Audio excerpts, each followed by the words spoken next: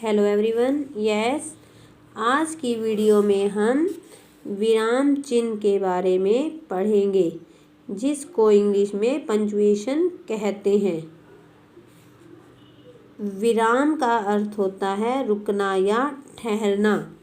बातचीत करते या बोलते समय हमारी वाणी की गति एक समान नहीं होती।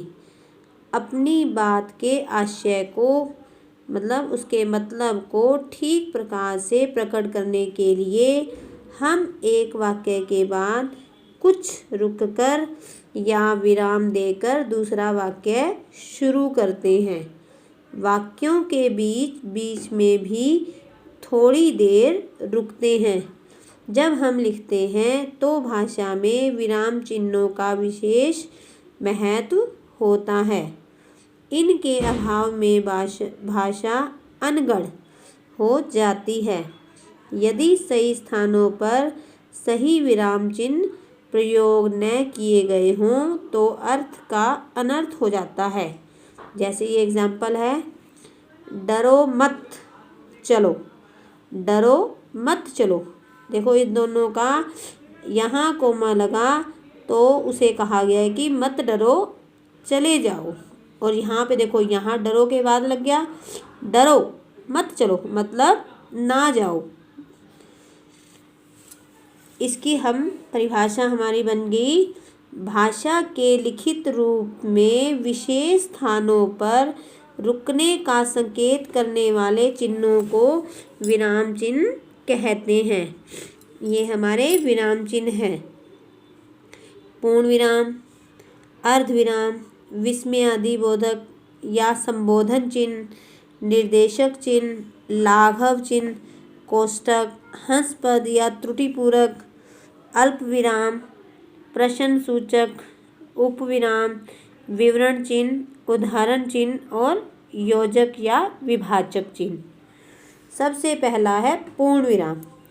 पूर्ण विराम का प्रयोग प्रश्नवाचक तथा विस्मयादिवाचक वाक्यों को छोड़कर अन्य सभी प्रकार के वाक्यों के अंत में किया जाता है।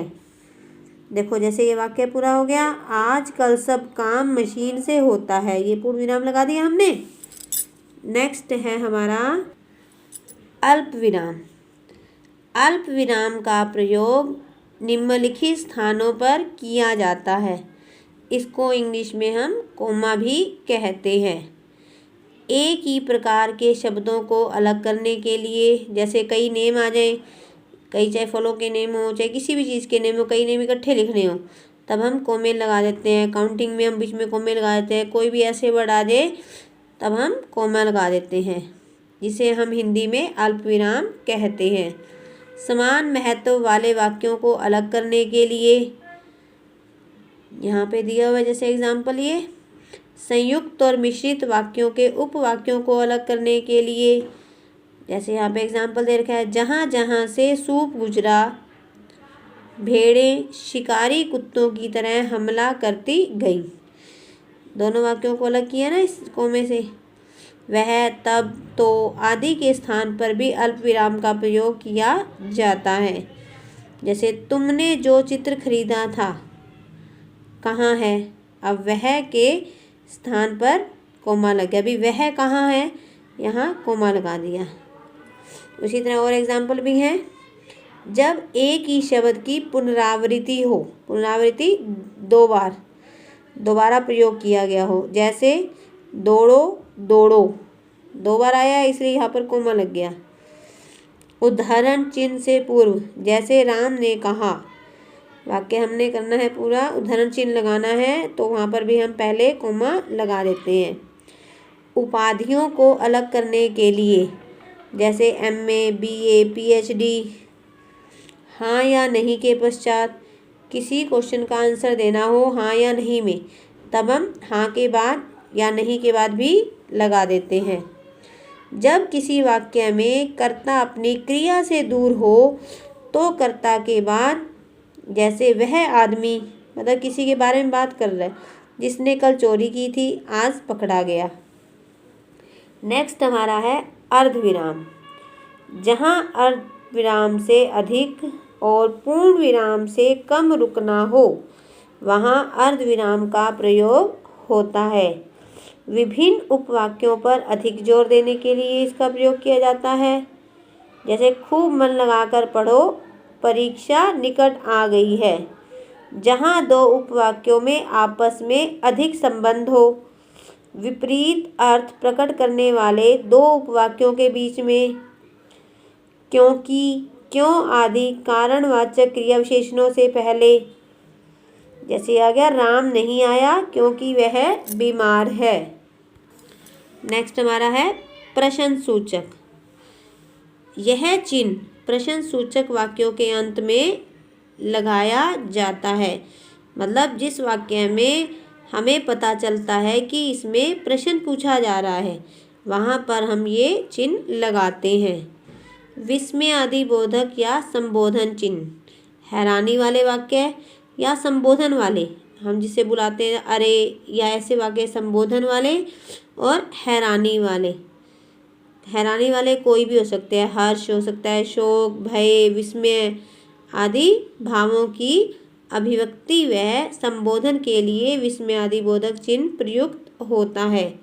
जैसे वाह तुमने तो कमाल ही कर दिया, मेरे मन निराश होने की ज़रूरत नहीं है। अगला है उपविराम, जहाँ किसी बात को अलग करके दिखाना हो तो जैसे सांप्रदायिकता, एक कोड। नेक्स्ट चिन्ह हमारा है निर्देशक चिन्ह या रेखा।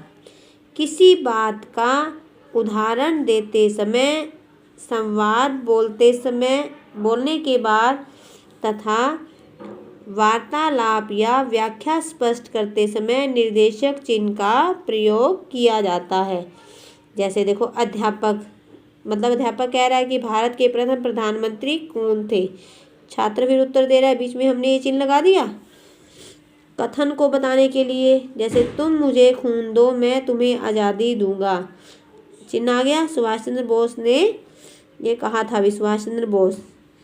विवरण चिन्ह, जहाँ किसी बात का उत्तर या उदाहरण अगली पंक्ति में देना हो तो विवरण चिन्ह का प्रयोग किया जाता है। जैसे संज्ञा के भेद हैं, नीचे दे दिए। हम किसी के बारे में लिखते हैं कि इसके बारे में निम्नलिखित बातें हैं, बीच में तब लगा देते हैं। अगला हमारा है लाघव चिन्ह। शब्दों को संक्षिप्त रूप में लिखने के लिए इस चिन्ह का प्रयोग किया जाता है।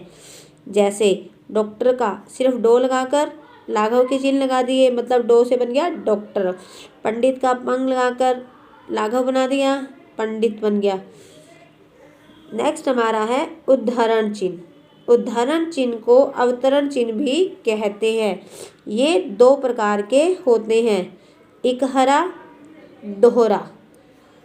पुस्तकों के नाम, उपनाम या व्यक्तिवाचक नाम इकहरे उद्धरण चिन्हों के साथ लिखे जाते हैं।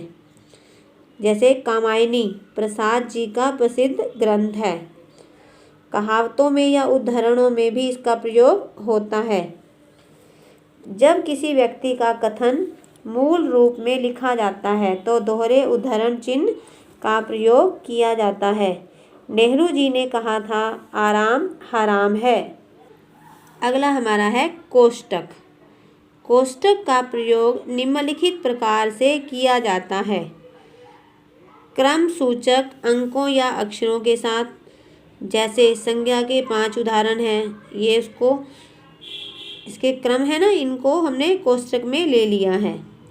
कभी कभी कोष्टकों में ऐसी सामग्री रखी जाती है जो वाक्य का अंग नहीं होती। जैसे हम किसी के बारे में, जैसे बताया है यहाँ पर, देखो क्रिया के 2 भेदों ब्रैकेट में ले लिया के बारे में आप पहले पढ़ चुके हैं। समानार्थी शब्दों के साथ कोष्टक का प्रयोग होता है।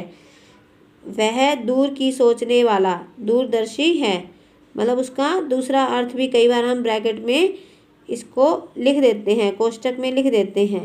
नाटकों तथा संवादों में हाव भाव सूचित करने के लिए भी कोष्टकों का प्रयोग किया जाता है। योजक या विभाजक चिन्ह। इस चिन्ह का प्रयोग निम्नलिखित रूपों में होता है। शब्दों के युग्म के बीच में, दाल भात, काला काला, दिन रात, बीच के अर्थ में जैसे राम रावण युद्ध, तुलनावाचक सा से सी से पहले, हनुमान सा राम भक्त मिलना कठिन है। अगला है हंस पद या त्रुटिपूरक चिन्ह, जिसको हम एरो का साइन भी हम कह देते हैं। हंस पद का दूसरा नाम त्रुटिपूरक है। लिखते समय अगर कोई शब्द अथवा अंश छूट जाता है तो उस छूटे हुए स्थान पर हंस पद या त्रुटिपूरक चिन्ह का प्रयोग किया जाता है। जैसे दिल्ली, यहाँ पे छूट गया था वर्ड, इसलिए यहाँ पर ऐसे लिख दिया, भारत की राजधानी है। फिर से एक बार दोहरा लेते हैं। विराम चिन्हों के प्रयोग से भाषा में स्पष्टता आती है। वाक्य के अंत में प्रयुक्त होने वाले विराम चिन्ह है पूर्ण विराम, प्रश्नवाचक चिन्ह। शेष सभी विराम चिन्ह वाक्य के मध्य में प्रयुक्त होते हैं। ये लेसन आपका कंप्लीट हो गया है। आपने इसकी एक्सरसाइज ट्राई करनी है, रीड करना है अच्छे से और एक्सरसाइज ट्राई करनी है।